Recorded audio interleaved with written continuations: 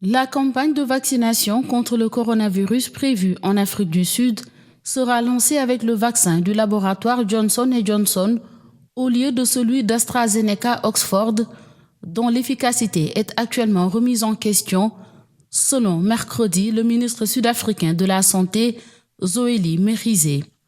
Dimanche, les autorités sud-africaines avaient suspendu le démarrage d'un ambitieux programme de vaccination qui devait avoir lieu dans les prochains jours avec 1 million de vaccins AstraZeneca Oxford, après une étude révélant notamment une efficacité limitée contre le variant local du virus connu sous le nom 51YV2.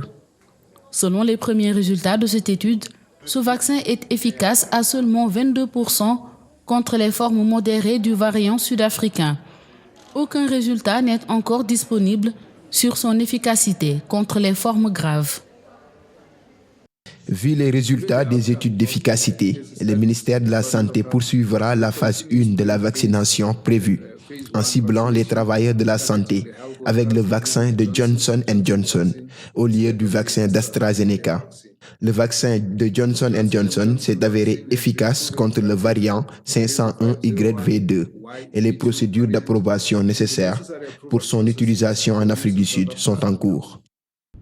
À l'heure actuelle, l'Afrique du Sud, pays africain le plus durement frappé par le coronavirus, a commandé 9 millions de doses de vaccin Johnson & Johnson, dont une première livraison en petite quantité est attendue la semaine prochaine.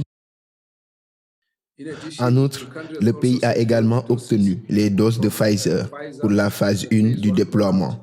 Elles seront donc amenées plus tôt que prévu. Nos scientifiques continuent d'évaluer d'autres candidats et nous discutons simultanément avec les fabricants. Nous sommes à un stade avancé dans l'évaluation et les discussions avec les fabricants du candidat Sputnik V. L'Afrique du Sud est frappée par une deuxième vague de coronavirus largement causée par un variant local réputé beaucoup plus contagieux que le virus originel. Depuis le début de la pandémie, le pays a enregistré près d'1 500 000 cas de contamination et plus de 46 800 décès dus au coronavirus.